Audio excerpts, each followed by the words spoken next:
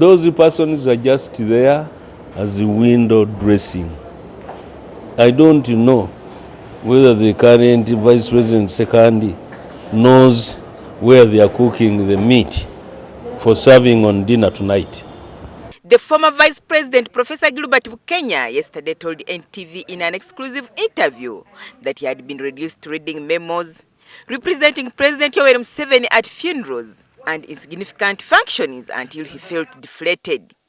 He said he forcefully went out of his way to promote upland rice, but was frustrated by critics who misinterpreted this as his campaign for the presidency. The office of the Vice President is provided for under Article 108 of the Constitution. He or she is supposed to deputize the President as and when the need arises. According to the Constitution, the Vice President, who is appointed by the President and approved by Parliament, can perform other functions as may be assigned to him or her by the President, or as may be conferred to him or her by the Constitution. The office of the Vice President is a very strong office in the land. One, because it is an office created and established under the Constitution of Uganda.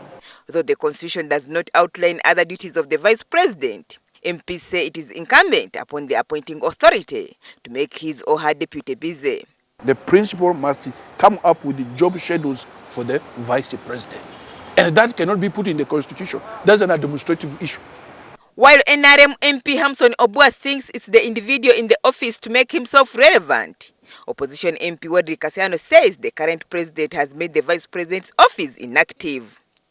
That part, in my opinion, needs a creative and innovative individual who will be able to come up with activities and programs that should be implemented by that second highest office, which is established under our national constitution. He cannot do it because the principal wants to do everything. That is the problem. It is because President Museveni wants to carry everything and the whole country on his head. That is the reason why even ministers cannot take simple decisions without a recourse to him.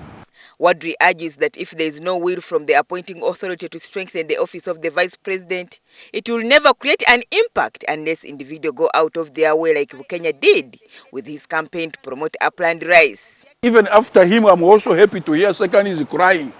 And before Vice President Bukenya, Her Excellency Speciosa also used to cry. Besides earning salaries while in office, the Vice President is entitled to other benefits after leaving office. The Emoluments and Benefits of the President, Vice President and Prime Minister Act gives the former Vice President a monthly allowance of 4.6 million, a car, housing allowances and guards, among other things. Agnes Nandutu, NTV, Parliament.